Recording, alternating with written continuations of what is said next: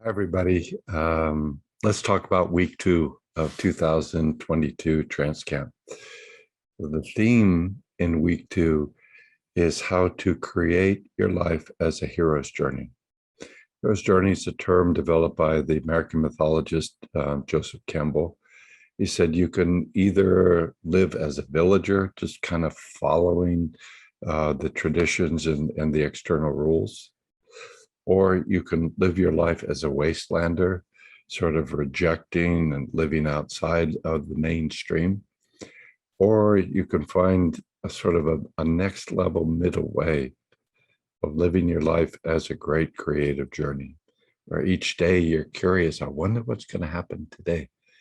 And so you find that the unique soul that you have can translate into a unique experience and expression of life. So generative trance is a great tool for that. That's what we're going to explore in week 2. And in particular, when we look at this creative process, we're going to see that creativity is especially driven by what we might call needs, biological needs like sleep, warmth, safety, connection, belonging, psychological needs like doing something interesting, creating something that is fulfilling in your life, being of service to others, and even spiritual needs, how to feel a connection with something much deeper and much bigger than yourself. The thing about human creativity is it's not automatic. Every human being has infinite possible ways that they can be able to satisfy these basic needs. That means a lot of possibility, but also a lot of possibility for things to go wrong.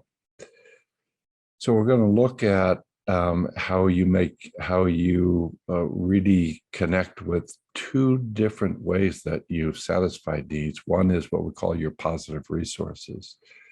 So let's say you have a basic need to feel warm. Or you say, well, I've learned positively that I can ask people for hugs. I can be able to sit in the sun. I can imagine something that is rewarding for me. I can sit in front of a fire, et cetera, et cetera, et cetera. Those are resources that for you to create something meaningful in the present, you will need to draw upon. Trance helps you to locate the positive resources that you already have so you can assemble them to have this really high quality creative life in the present.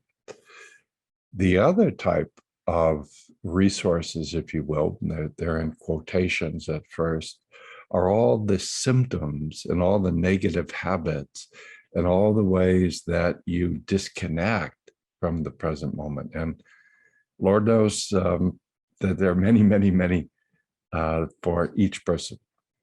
So these represent in the model times and places where you had this basic need, but it wasn't supported by human connection.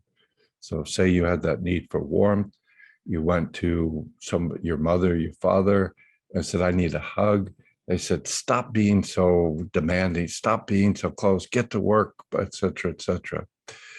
That would lead to you holding that need in some negative place without human connection.